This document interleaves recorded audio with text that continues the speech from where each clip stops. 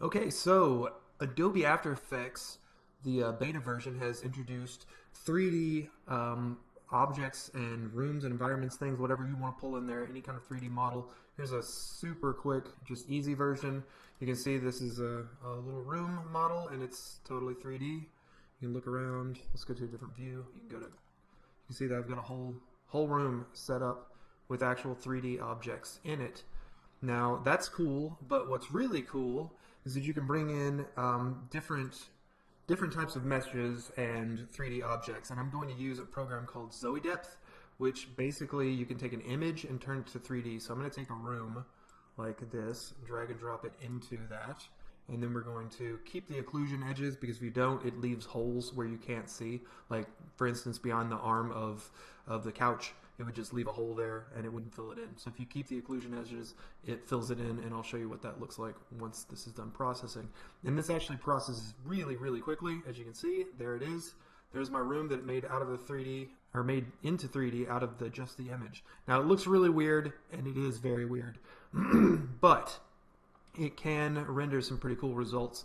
So I'm going to take that, download it, save it as my test room, which I've already done, and I'm going to go into After Effects. All you have to do is just import that file, test room. You import it. I've already got it in there.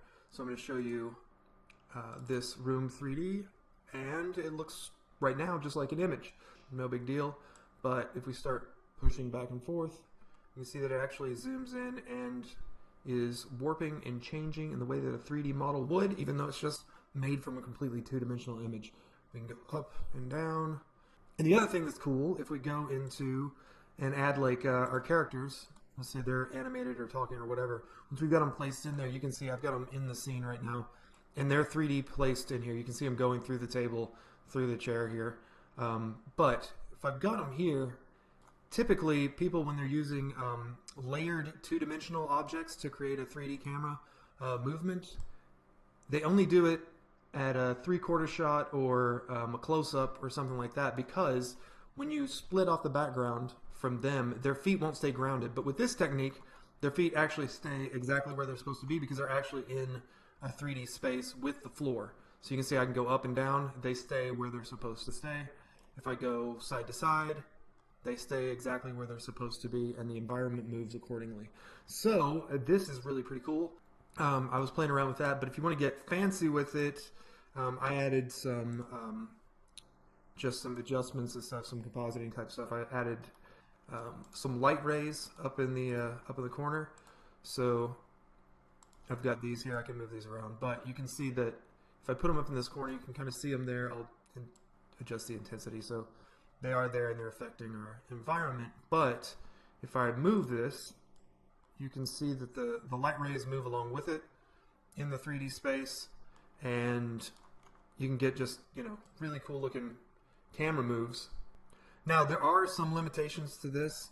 You're not going to be able to do huge, crazy, sweeping camera movements or anything like that, because once you get over here, you start to see some really weird distortion that happens on this couch over here and at the staircase.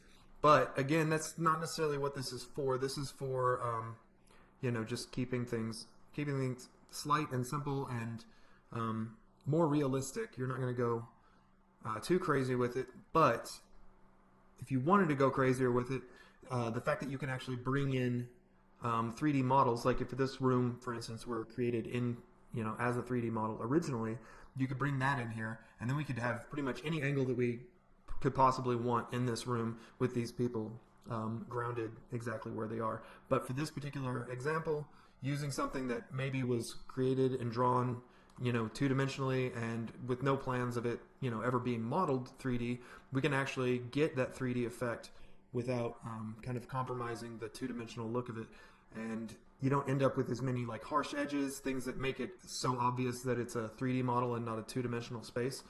But again, you can get kind of more dynamic, awesome camera moves through this. So anyway, that's pretty much it. Just wanted to show you what's going on with After Effects. It's pretty cool, the crazy stuff that they can do.